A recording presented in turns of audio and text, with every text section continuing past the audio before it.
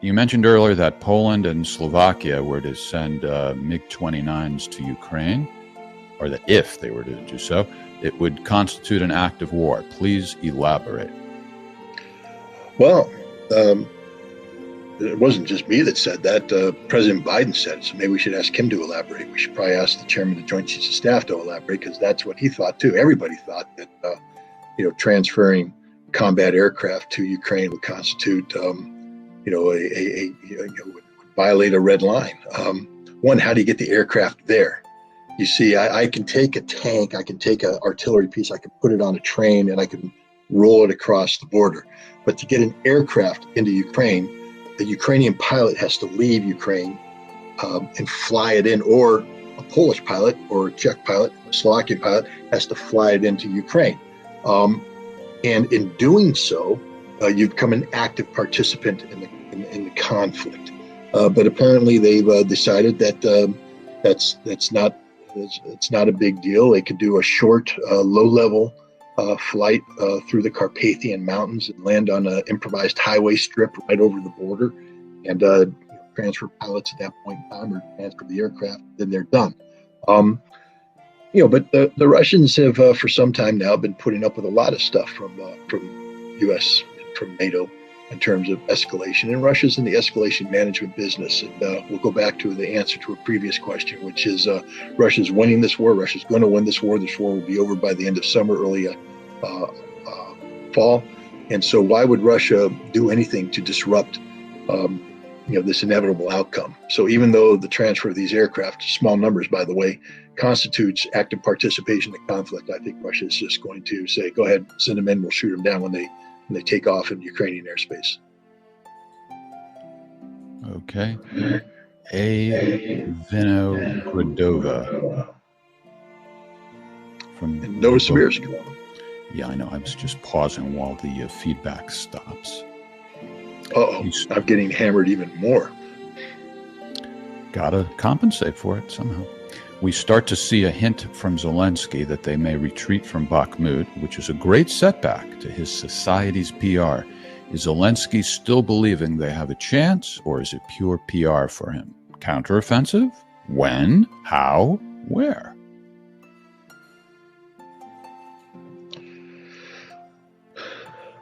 I mean, did I compensate enough? Yes. Okay. Look, Zelensky, all he has is hope right now. He's staring disaster in the face. So everything he does is pure PR. The Bakhmut gamble has failed. The idea was to break the back of Wagner, break the back of the Russian military in Bakhmut. The opposite has occurred. The Ukrainian army's back has been broken. And again, I go down to revert to an answer of a previous question. I don't see how a viable spring offensive can take place. And I think even Zelensky's starting to realize that there's no hope for a spring offensive. There's no hope for that kind of attack. That the best thing he can hope for is to somehow desperately hold on to the front lines. That's why you see just recently there's been talk about the Ukrainians putting even more troops into Bakhmut in an effort to stall the Russian attack. But as Zelensky earlier said, if Bakhmut falls, you're going to open up all of the Donetsk Republic to Russian occupation, because there won't be much left of the Ukrainian army to stop them. Okay. Fu from Chicago. It looks like Trump is asking his advisors to draft plans for an invasion of Mexico to stop them from joining BRICS. Do you still support him regardless? Well, I mean, the notion that I support him regardless, there's always strings attached to everything. So the idea of blind support is not there. Plus, I think I've made it pretty clear that I'm very uncomfortable with many aspects of Donald Trump. That what makes him attractive to me is what I call the Trump standard when it comes to arms control, at least as articulated recently in regards to Russia. But that Trump standard always comes with a heavy caveat, like Trump withdrew from the INF treaty, like Trump withdrew from the Iran nuclear agreement. So Trump is not pure as the driven snow. on disarmament, and then there's a whole lot of mud in my book about everything else that he stands for, and the idea of the United States, invading Mexico is just ludicrous. And we'll see. Has Trump come out and said that, or is this just rumor? I know that Trump's unhappy about the cartels. He's insinuated that maybe American force can be used against the cartels. That's an act of war. It's a violation of sovereignty. And I think, Mexico joining BRICS just makes sense for Mexico. If you look at it from a Mexican standpoint, why do they want to continue to function as a de facto economic colony of the United States? They don't. There's nothing in it for them. So there's that. I just don't see Trump getting away with the actual invasion of Mexico, especially over an economic issue. If you want to fight Mexico economically, fight Mexico economically. Resorting to war, you couldn't. You might be able to lie your way into a war with Iraq against Saddam Hussein, but I don't see the world rallying around America to invade Mexico. And I think it would just be a nightmare for us, because you invade Mexico, we've got a significant Mexican American population here, and there ain't no guarantees at that point in time. So no, that's the dumbest thing in the world. And if Donald Trump is actively articulating that, I would say the last thing we should do is make him president of the United States. Jeff Gatson from Washington State. Are you concerned at all about the U.S. government's opinion of you visiting Russia? Have you been contacted at all? Am I concerned? Of course I'm concerned. They have a history of harassing the living dog poop out of me. Have I been contacted? No, not yet. I hope I'm not contacted. I hope that, I'm doing nothing wrong. But that's never stopped them in the past. But I've been upfront about it. Anybody who thinks this is a covert trip, the fact that you're asking me the question is proof positive that this isn't something being done in the shadows, trying to sneak around. It's a book tour. I'm a journalist, and I have a book being published, and I'm going on a book tour to promote the book. I couldn't think of a more innocuous, innocent thing than that. And it's purely an innocuous, innocent thing. Now, the fact that I might be well received by the Russians might be an embarrassment to the United States government, but there's no guarantee. I think anybody who follows my Telegram channel or sees my interactions with Yuri from Novosibirsk on this program knows that there are some people in Russia that aren't happy with what I'm saying and aren't buying my snake oil. So, we'll see. I hope it's a very positive experience. I'm looking forward to it. You'll see it, Jeff. One of the things I've been doing this week is I'm preparing the shell of articles that I'm going to submit to you for publication on Substack while I'm traveling. So at the conclusion of each city's visit, we'll publish an article about that visit, about that city. And it'll sort of be a travel log, a diary, so to speak, of this effort that I want to share with the American public and everybody, because I just think that this trip has a great opportunity. It is a great opportunity to promote better relations between the United States and Russia. And if the United States government is opposed to that, then pound sand. I don't care. We're not at war with Russia. If we were, I would never travel to Russia, but we're not. We continue to claim that we want to have good relations with Russia, so I'm acting on that claim. And I am very much looking forward to the trip, and I certainly hope that the U.S. government doesn't do anything to disrupt it. All right. Tommy Gunn, thanks a lot for the donation. Do you see a time when the USA gets out of Africa totally? Will the nations of Africa finally be free of U.S. meddling in their politics and economics? I think the U.S. gets out of Africa when Africa kicks the United States out. That's the only way you're going to get America out. I think there's a growing recognition on the part of many African countries that the United States and Europe do not have Africa's best interests at heart. We see it with some of the interviews that African leaders have given recently. Chad just kicked out the German ambassador because of being disrespectful.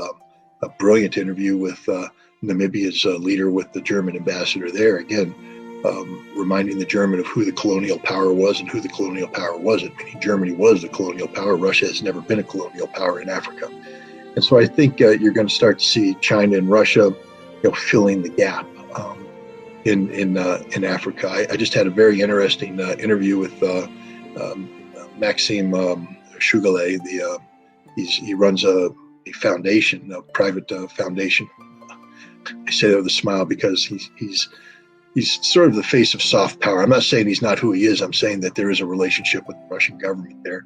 But he talks about how he has gone to Africa, and the Russian approach is to listen to the Africans and be invited by the Africans, to be there at the invitation of the Africans, to do what the Africans want done for the benefit of Africa, which is a complete departure, for instance, from the post-colonial domination sought by France and the proto-colonialism waged by the United States in Africa. So I think Africa's starting to wake up, grow up, and as the U.S. dollar weakens and the U.S. economic strangulation of the world economy starts to release a little bit, I think you're going to see once Africa starts breathing on its own, that they're going to start making their own decisions, and those decisions will be the detriment to the United States.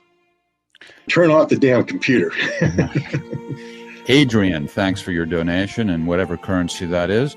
Want to hear Scott's rant about Philippines adding U.S. EDCA, Enhanced Defense Cooperation Agreement, basis that concerns China. Are you in the mood to rant, Scott? Well, I can't get angry about it because it's a joke at this point in time. We're only talking hundreds of U.S. troops. We're not talking thousands. This isn't going to be Philippines is not transforming back into was during the Cold War when we had major bases at Subic, naval base, and a major base in Anderson. Anderson might be Guam. What was the name of the American air base there was an American air base in the Philippines. During the Vietnam War, they played a very big role in power projection in the Persian or in the Pacific. Maverick is seeing shadows and barking. Hopefully, you're not picking that up because of the degraded audio. But I think the Philippines is in a difficult situation where they have to please two masters at this point in time. But as we see the United States power in the Pacific decline and China's economic and military influence rise, that the Philippines will adapt accordingly. And I think that adaptation will be toward China and away from the United States, pretty much just like the rest of the world. The United States brings nothing to the table. That's the bottom line. We bring absolutely nothing to the table. Look what you're talking about. You're talking about defense and defense cooperation. What does the and defense cooperation mean with the United States historically? It means that we will get you destroyed. Ask anybody who we've done defense cooperation with how that's worked out. Now go talk to the people who do work with China. They may be unhappy about loans and stuff like that, but they haven't had any Chinese bombs landing on their cities. They haven't had any war breaking out because of China. So I think the Filipinos are smart enough to understand that it's the kiss of death to have the American military on your soil. All right. I would say that's a semi-rant. I don't know if it's enough to say Scotty's on fire, but... Scotty's on fire! Scotty's on fire! How to play that. That's a new sound effect. How to play that one. I like it. Laura Cox Torgeson. You forgot to capitalize the T, Laura. I'm sorry, we won't be able to take your question. No, just kidding. Thank you for the donation. I really want to buy your autograph book, but sadly, I'm barely been able to do this. Well, here you are donating almost $20. That could have been gone to the book. What are you saying, Laura? Laura may need some financial management advice. Can you advise her, Scott? Laura, send an email to Jeff. Okay. We'll do something special just for Laura, and then if she now you're blowing it, and we don't want to. I'm just saying, send an email to Jeff. That's all I'm saying. No promise. All right, and if you capitalize the T, I'll give you special attention, but only if punctuation is important. Sam Whiskey, thanks for the donation. Will Ukraine ever pay off her war debt? No. All right. I like when people refer to nations as females. Klaus again. Uh-oh. Kevin's being bribed by Klaus. Why on earth hasn't Xi pressured the Taiwan president to quit the romance with the U.S.? Surely China has enough leverage in terms of trade and economics to do so. I think Z is working on the Kuomintang right now. The incumbent, trying to kick a dog while I'm speaking. The incumbent is currently touring the United States, causing a lot of trouble. But the incumbent is up for re-election in 2024 in a race that the incumbent is more than likely going to lose. That means that the Kuomintang party, the current opposition that did very well in the 2022 midterm elections, will become the leadership of Taiwan, and China's courting them right now. China doesn't want a war. And why waste your time putting pressure on a politician who's failing and who's probably going to be booted out? All China has to do is stay the course for the next year and a half, and when the Kuomintang wins the election, basically reap the rewards of all the diplomatic effort that you're putting in right now to try and make good relations between China and Taiwan. All right, Kevin, nice job sliding in some greetings from our good friends as we move along. Hi, Sergey. Thanks a lot for the donation. A very regular supporter. We certainly appreciate that. Thanks also to Cappy McCappy. I may need to see a birth certificate. Otherwise, I'm not sure if that's a real name. Would the capture of Kiev end this operation?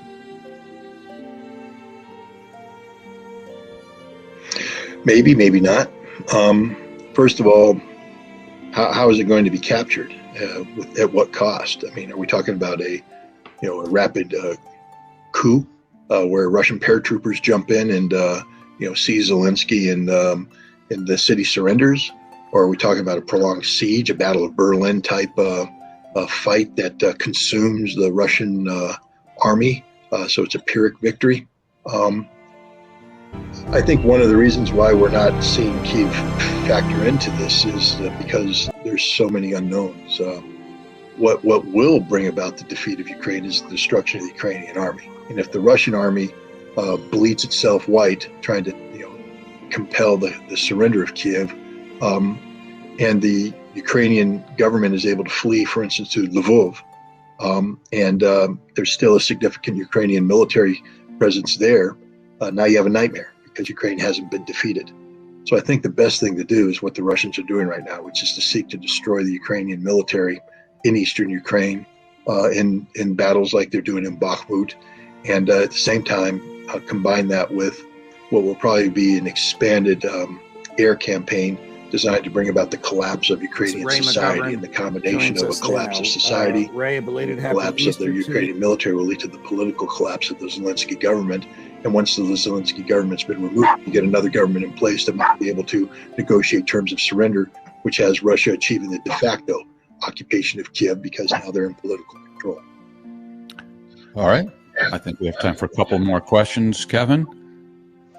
Tommy Gunn, again, some consider the U.S. attack on the retreating column of the Iraqi army in 1991, apparently with the UN Resolution 600, as a war crime. Is this correct?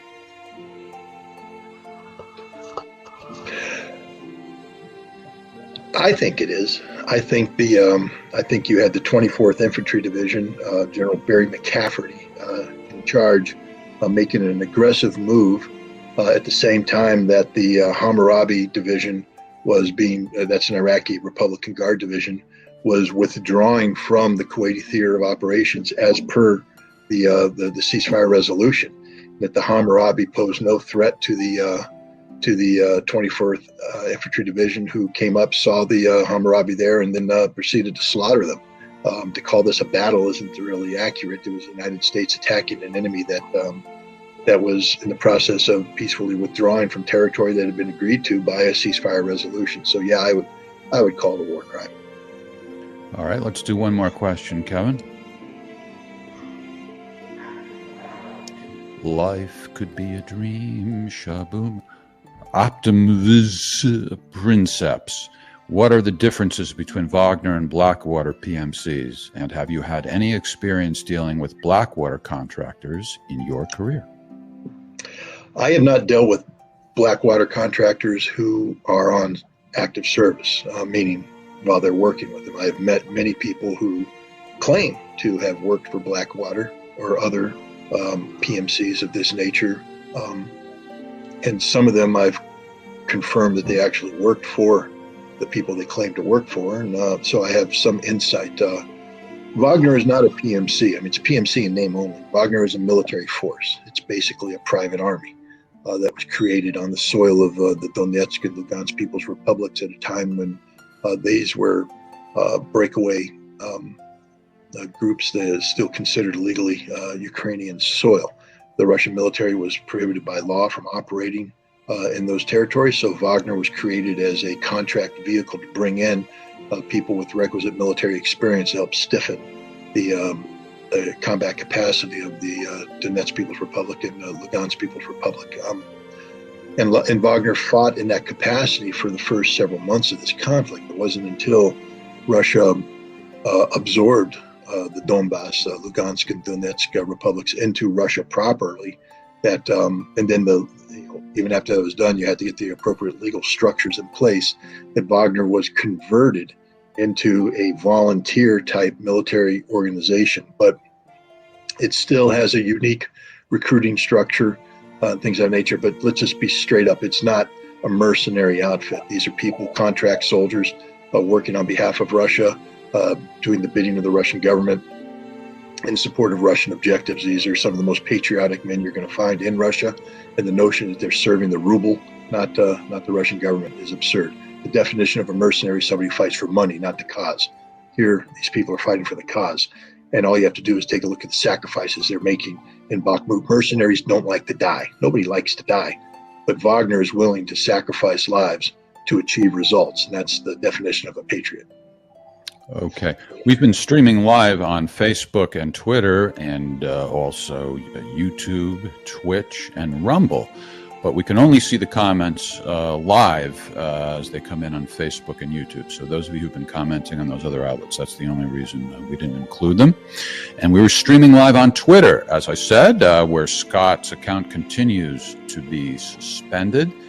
I've continued my campaign, Scott, and I've begun to a little bit more aggressively hold Elon Musk accountable.